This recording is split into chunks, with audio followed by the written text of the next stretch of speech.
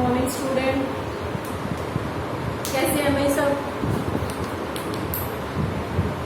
तो बिना कोई टाइम वेस्ट किए शुरू करते हैं हम। कल हमने rate of reaction, order of reaction के बारे में पढ़ा था। ऑर्डर ऑफ रिएक्शन क्या होता है कि स्टिचोमेट्रिक जो कोफिशिएंट होते हैं उनके सम भी इक्वल भी हो सकता है और नहीं भी इक्वल हो सकता।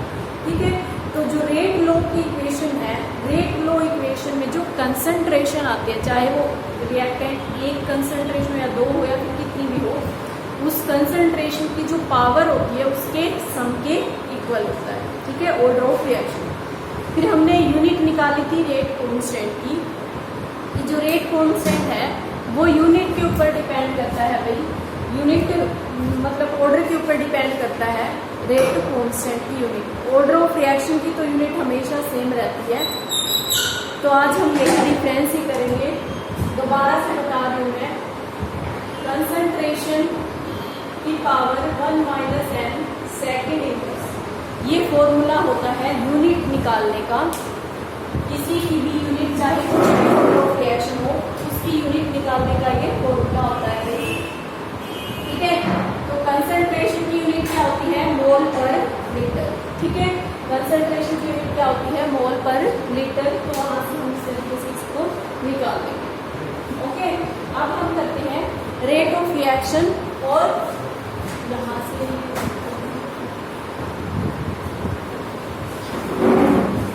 ठीक है, रेट कांस्टेंट के एंड रेट ऑफ रिएक्शन के बीच में डिफरेंस।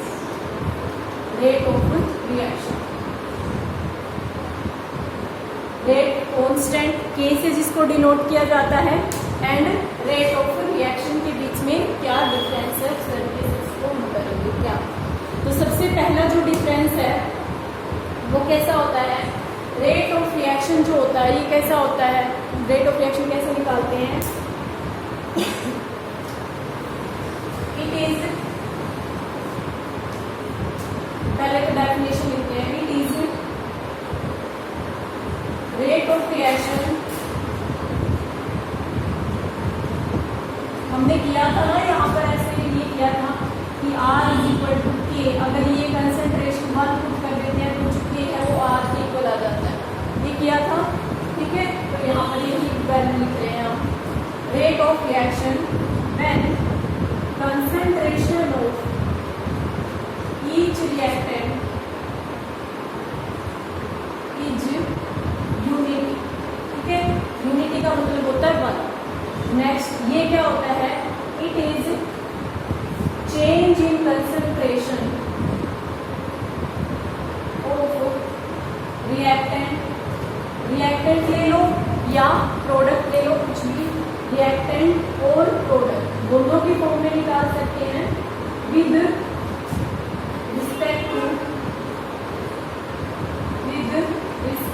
टाइम। ठीक है, टाइम के रिस्पेक्ट में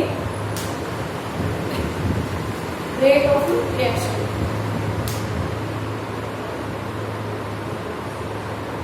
ओके, रेट ऑफ रिएक्शन जो है हमारा सेकंड ये पॉइंट है, इस unit is change with order of reaction. जैसे जीरो ऑर्डर के लिए क्या थी? मोल पर लीटर पर सेकंड। फर्स्ट ऑर्डर के लिए क्या थी? Second inverse. ठीक है, तो जो इसकी यूनिट है वो ऑर्डर ऑफ रिएक्शन के साथ चेंज होती है, बट इसकी यूनिट, इस यूनिट इज ऑलवेज मोल पर लीटर पर सेकंड। ठीक है, जो इसकी यूनिट है ये कैसे होती है? मोल पर लीटर पर सेकंड। उसके बाद है लीटर does not depend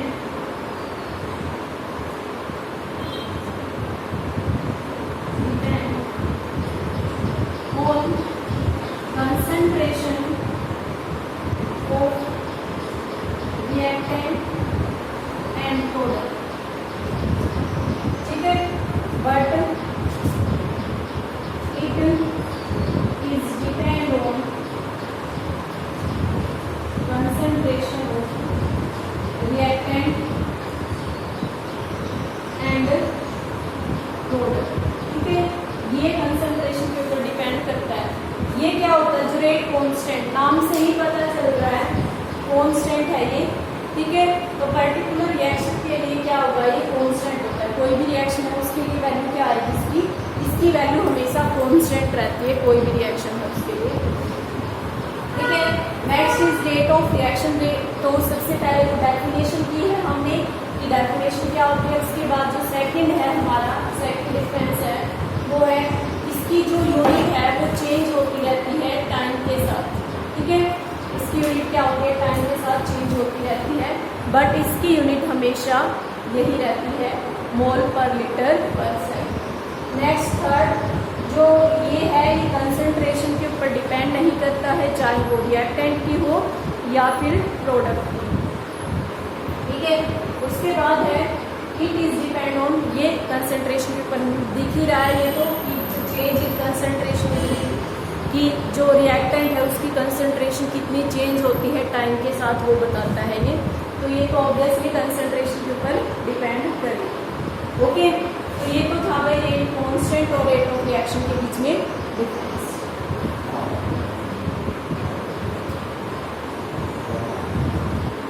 तो भाई जल्दी करो ना, रफ में नोट डाउन कर दिया करो, रफ में कर दिया करो, ठीक है। तो ये है difference between rate constant and rate of reaction के बीच में, ओके।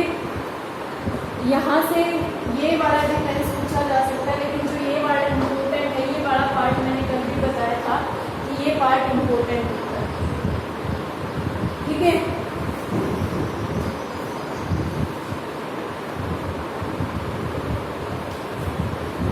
जो ऑर्डर दे देगा तुम्हें यूनिट पूछेगा, ठीक है। ऑर्डर मतलब फर्स्ट ऑर्डर के लिए यूनिट बताओ, सेकंड ऑर्डर के लिए यूनिट बताओ, या फिर क्या दे देगा यहाँ पर यूनिट दे देगा और ऑर्डर पूछेगा तुमसे कि ऑर्डर बताओ क्या होगा इस रिएक्शन, ठीक है, हो गया। अब रफ में करके नेक्स्ट इज भाई हमारे पास दो तरह की रिएक्शन होती है, ठीक है। अगर हम रिएक्शन की बात करते हैं तो टू टाइप की रिएक्शन होती है हमारे पास। कैसी, दो तरह की, किस तरीके से होती है रिएक्शन। एक तो ये होती है कि जो रिएक्शन हमारी डिपेंड करती है, मतलब एक ही पार्ट उसमें कंप्लीट हो जाती है, मतलब रिएक्टेंट से सीधा प्रोडक्ट में एक ही स्टेप में कंप्लीट हो जाती है। लेकिन कुछ रिएक्शन ऐसी होती हैं जो नंबर ऑफ स्टेप में कंप्लीट होती है, मतलब 2 और मोर देन 2 स्टेप में कंप्लीट होती है, ठीक है। तो हमारे पास दो तरह की कौन कौन सी रिएक्शन है। एलिमेंट्री रिएक्शन, सबसे पहले एलिमेंट्री रिएक्शन क्या होती है, रोज रिएक्शन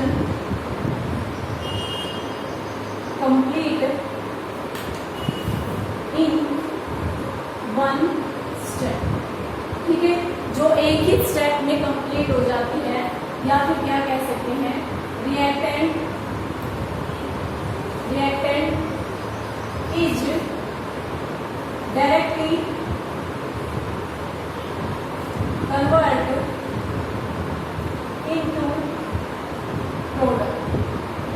जो रिएक्टेंट है वो प्रोडक्ट में कन्वर्ट हो जाता है सीधा ही, उनको हम क्या कहते हैं, elementary reaction. These reaction are called elementary reaction, okay. उसके बाद है कॉम्प्लेक्स रिएक्शन। कॉम्प्लेक्स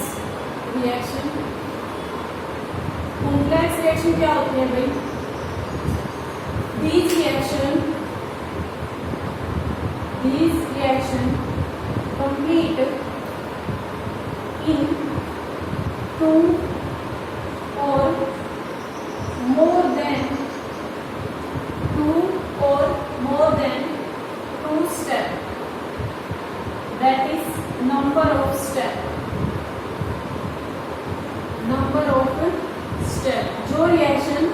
दो या दो से ज्यादा स्टेप में होती है, मतलब नंबर ऑफ स्टेप के अंदर होती है, इज कॉल्ड कॉम्प्लेक्स रिएक्शन। उसको क्या बोलते हैं? कॉम्प्लेक्स रिएक्शन बोला जाता है। ओके भाई, जो रिएक्शन एक ही स्टेप में हो जाती है वो कौन सी होती है? Elementary reaction. और जो एक से ज्यादा स्टेप में होती है वो कौन सी होती है? हमारी कॉम्प्लेक्स रिएक्शन। अब जो ये कॉम्प्लेक्स रिएक्शन है, these reaction occur with mechanism. तो इसका हमें क्या करना पड़ता है? भाई पूरा मैकेनिज्म करना पड़ता है कि पहले ये स्टेप से ये स्टेप बना, फिर ये step participate in which intermediate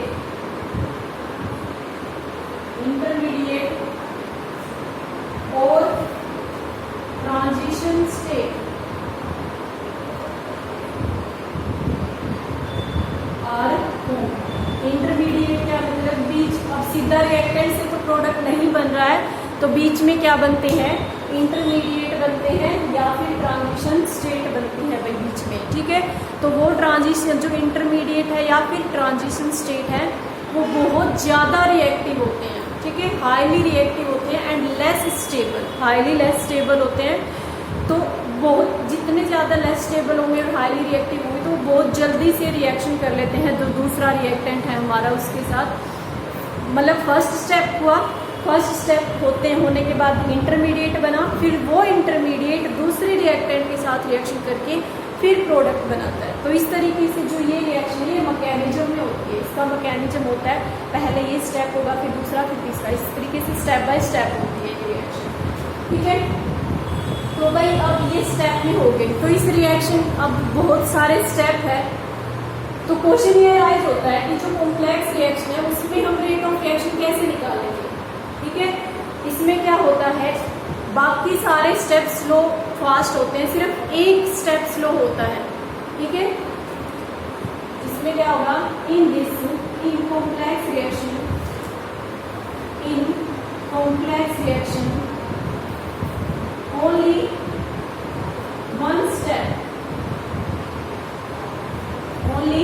one step is slow step, other are fast. जो दूसरे होंगे वो कैसे होंगे? बहुत फास्ट होंगे। और हमने जब चैप्टर शुरू किया था स्टार्टिंग में ही पढ़ा था कि फास्ट रिएक्शन जो है हमने 3 तरह की रिएक्शन की थी, वेरी फास्ट, वेरी स्लो और इंटरमीडिएट। ठीक है, तो वेरी फास्ट रिएक्शन का भी हम रेट ऑफ रिएक्शन नहीं निकाल सकते और वेरी स्लो का भी नहीं निकाल सकते। ठीक है, तो इसी वजह से वेरी, और जो दूसरे स्टेप होते हैं अदर स्टेप आर फास्ट। जो दूसरे स्टेप होंगे तो कैसे होते हैं भाई? फास्ट होते हैं। So slow step rate of reaction is determined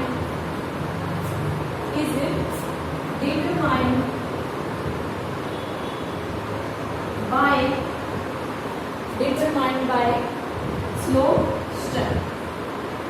जो रेट ऑफ रिएक्शन हम निकालेंगे इस कॉम्प्लेक्स रिएक्शन का, कि इस कॉम्प्लेक्स रिएक्शन का क्या रेट ऑफ रिएक्शन होगा, वो हम कैसे निकालते हैं? स्लो स्टेप से। जो भी स्टेप्स हो इसमें जब तुम्हें न्यूमेरिकल दिए होंगे ना, जो न्यूमेरिकल करोगे तुम, उसमें मैकेनिज्म दिया होगा इस रिएक्शन का, 2-3 स्टेप दिए होंगे। उस स्टेप के ब्रैकेट में लिखा हुआ होगा फास्ट स्लो। तो जो भी जिस स्टेप के आगे स्लो लिखा है वही क्या है हमारा? स्लो, मतलब रेट डिटरमाइंड स्टेप है। Hence this step is called rate, this step is called rate determining step. Rate determining step, ये क्वेश्चन काफी बार पूछा जाता है। In complex reaction which step is rate determining step, तो वहां पर बताओगे slow step is rate determining step. ठीक है, बहुत सारे स्टेप होते हैं। ठीक है, और उस स्टेप में बाकी सारे फास्ट होते हैं, एक स्टेप स्लो होता है, और जो स्लो स्टेप होता है वो क्या होता है, हमारा रेट डिटरमाइनिंग स्टेप होता है। ओके, तो ये हमने टाइप ऑफ। अब हम करते हैं नेक्स्ट टॉपिक है हमारा मॉलिक्यूलरिटी। करने होगा मॉलिक्यूलरिटी क्या होती है। मॉलिक्यूलरिटी क्या होती है कि जब रिएक्शन होती है, ठीक है, कोई भी रिएक्शन हो रही होती है तो उस टाइम पे जो रिएक्टेंट के मॉलिक्यूल है, अब मान लो 2 रिएक्टेंट है हमारे पास, ठीक है, तो जो रिएक्टेंट के मॉलिक्यूल, ये रिएक्टेंट और ये, इन दोनों में क्या होता है, कोलिजन होता है, ठीक है, कोलिजन होता है, तो कोलिजन होके दूसरा मॉलिक्यूल बना लेते हैं। वो कोलिजन होगा, बॉन्ड ब्रेक आउट होगा इनके बीच का, और दूसरे के साथ वो बॉन्ड बना लेते हैं, ठीक है।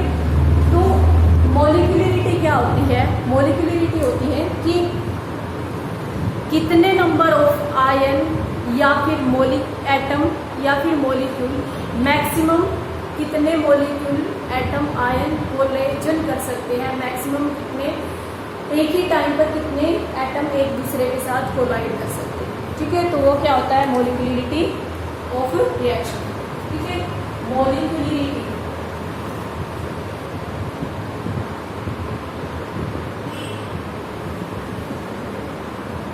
Molecularity of reaction, molecularity of reaction क्या होता है भाई, यहाँ पर नंबर ऑफ एटम और आयन, ठीक है, एटम भी हो सकते हैं, आयन भी हो सकते हैं, और मॉलिक्यूल भी हो सकते हैं। Molecule that must collide. अब हमने किया है कि इनके बीच में क्या होता है, कोलिजन होता है,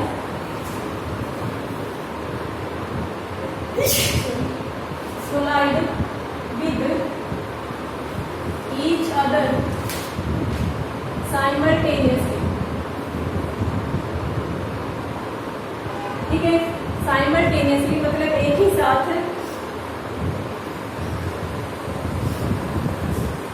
as result chemical reaction is occur, ठीक है, केमिकल रिएक्शन अब हो जाए, इस कारण मॉलिक्यूलरिटी ऑफ रिएक्शन, उसको हम क्या कहते हैं, मॉलिक्यूलरिटी। मतलब एक ही टाइम के ऊपर कितने maximum number of atom collide कर सकते हैं एक ही साथ, तो 2 कोलाइड कर सकते हैं, 3, तो मैक्सिमम कितने कोलाइड कर सकते हैं। Molecularity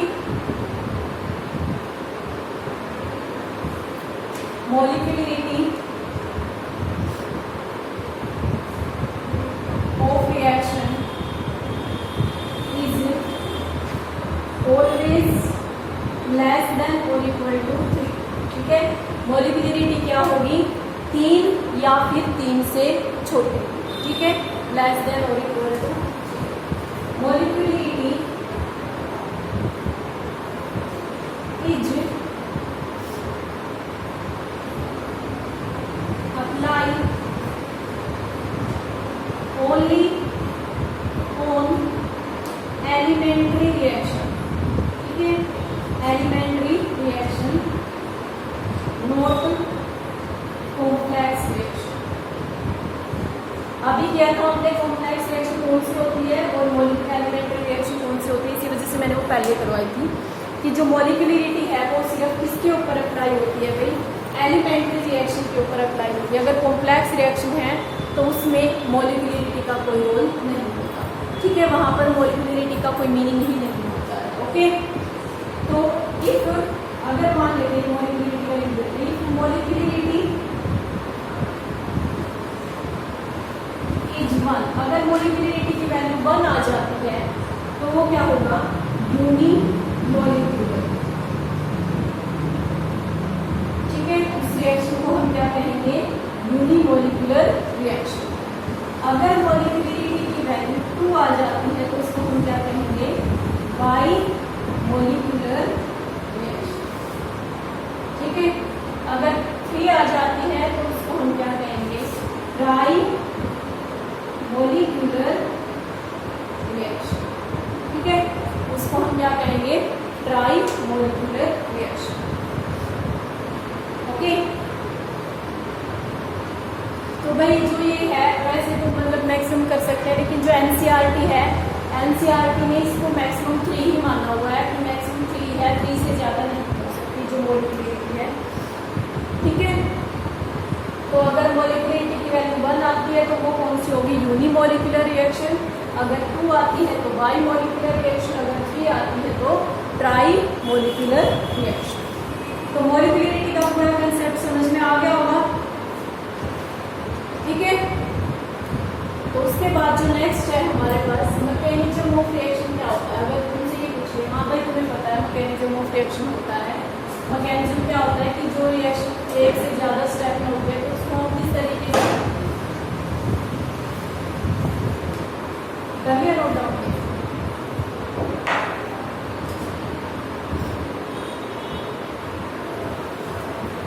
A series of step reaction या फिर series of elementary reaction,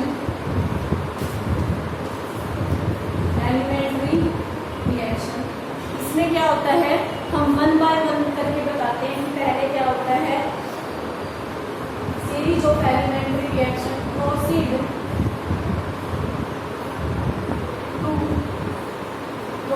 to account of